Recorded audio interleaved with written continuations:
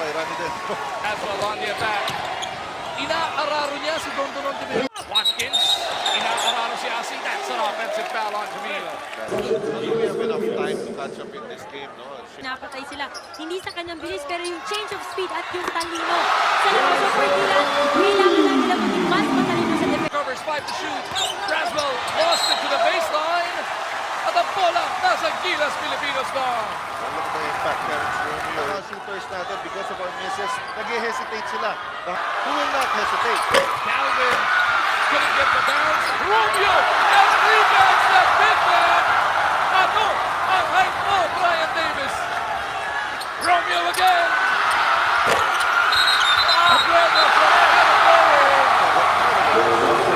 No basket there. Pero dito, every time the shot is hoisted, eto, kita mo naman si Terrence Romeo, pati siya joining the rebounding parade. At eto pa, pagkatapos itong Asi misses. Rebound by Abuela. Turner boards it and is fouled by Abuela. Yan ang MVP Cup dahil natalo kanina. Chinese Taipei as Alvin Abuela comes up with a miracle contest of first cut. Yes. Kung uupo siya at ma-technical siya. Comes out to meet the pass. Down the middle, it is Calvin. What more time? Para sa pride ng Pampanga. big play na naman, no? Pero maganda. Hindi ko alam di ba? Subukan natin. I-technical. Trying to get rid of Romeo. De Ocampo tutulog. Traveling, that's traveling. That is traveling. Tumulas yung pivot coach. Meron akong tanong pala. Pagka si Braswell na technical, Romeo puts up a long one. Gilas Pilipinas now within 3 points. Jumps it out. Romeo na naman.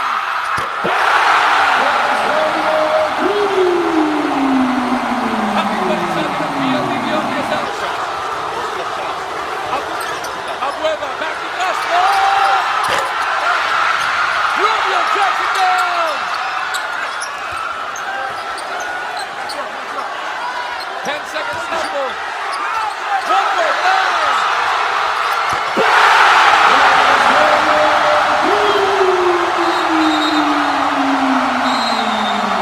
Another three-pointer. We saw him do wonders in a Jones Cup, but right now he's putting up a show live at the Big Dog. Sa atin, Sloan Smart. Licker. Jumps up in a stop. That's a jump ball. And a possession out of Yes, Mike, naman yung tao ng bola dito si Blanch at saka si Davis. Ang isa lang ang ito na. Hanggang ngayon, ayaw pa rin nila bitawan ng bola. The psychological battle continues.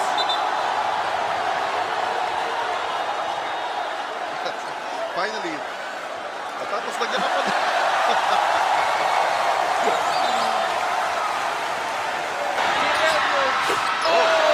Just an Edwards.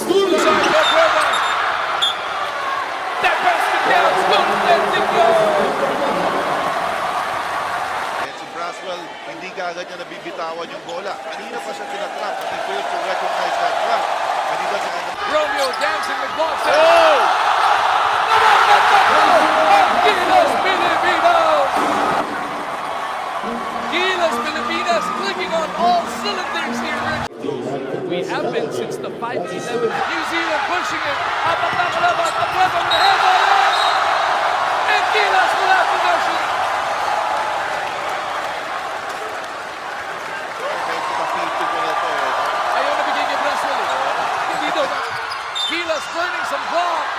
And Terrence, who has yet to make a free throw tonight, will be tested. He will need at least one pitcher to make it a 2.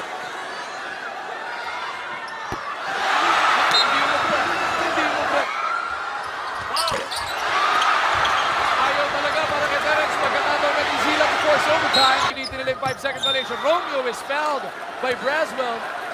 Ay, yun na nga binanggit mo, no? 0 for 5 na si Terrence sa gabi ito. Eh, testingin siya ng New Zealand. Diyan sa 15-foot line na yan. Terrence, you know, he's mentally tough. This kid is mentally tough.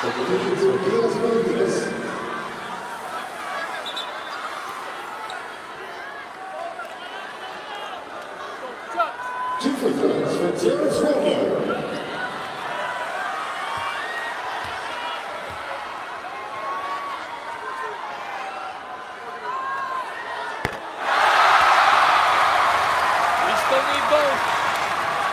Terrence will still need the second one. This is still just a one-possession lead.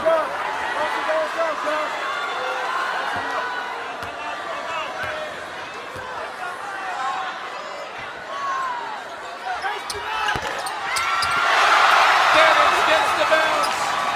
Overtime na lang ang habol dito. They come back for 13 points down to pull off a 3-point victory. 84-82 ang ating final score. Nila dito sa MVP Cup.